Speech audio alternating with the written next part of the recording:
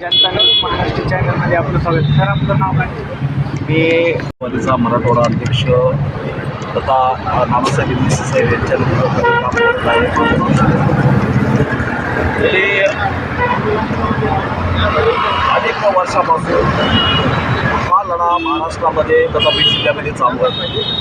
दौनापूर या गावामध्ये गेल्या जानेवारी महिन्यामध्ये येथील शेतकरी उपोषणाला बसले होते. परंतु शेतकरी उपोषणाला बसल्याच्या नंतर शासनानं त्यांना पोट खराब्यामध्ये जी काही जमीन गेलेली आहे ती वैतीमध्ये लावून या पद्धतीचा त्यांना आश्वासन दिलं होतं. आणि आज तयागत त्यांना कुठल्याही योजनेचा लाभ मिळत नाही.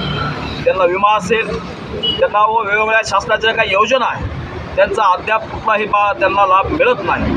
म्हणून या ठिकाणी आज सकाळपासून दौनापूर येथील आमचे बुजुर्ग माणसं, एक वयोवृद्ध माणसं, 60-70 वर्षाची माणसं या ठिकाणी आमरण उपोषणाला बसलेले आहे. तर माझी कळकळीची आणि नम्रतेची विनंती आहे देवेंद्र फडणवीस सरकारला की त्यांना यांचा मार्ग, यांचं जी काय मागण्या आहेत यांच्या मागण्या तात्काळ या ठिकाणी मान्य कराव्या व शेतकऱ्यांना न्याय द्यावा. फक्त शेतकऱ्यांच्या 2 आणि 1,500 रुपये अकाउंटनं टाकल्यानं याचा काही फरक पडत नाही.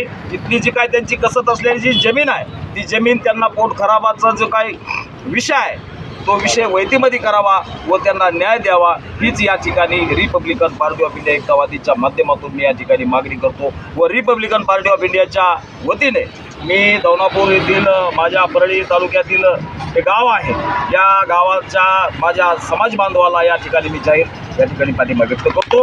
आणि सरकारला पुन्हा एकदा इशारा देतो की तात्काळ यांच्या मागण्या मान्य करा, नाहीतर या ठिकाणी बीड जिल्ह्यामध्ये आमच्या सर्व शेतकरी बांधव, गायरान बांधव, बौद्ध समाज बांधव 18 पगड जातीला जन आंदोलन केल्याशिवाय आम्ही या ठिकाणी स्वस्त बसणार नाही. तात्काळ या ज्या आमच्या बांधवाच्या मागण्या आहेत त्या मान्य झाल्या पाहिजेत. हीच या ठिकाणी मी सरकारला इशारा देतो आणि विनंतीपूर्णही निवेदन देतो.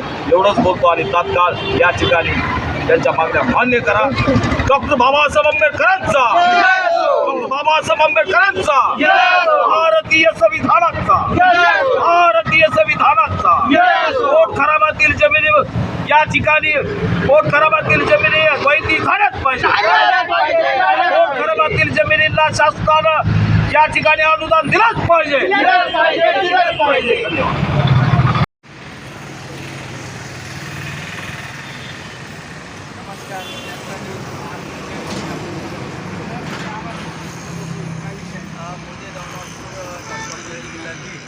आमचं गायरान हक्काचा विषय आहे आणि काही दिवसांनी आम्ही वारंवार तहसील कार्यालय असो, तलाठी कार्यालय असो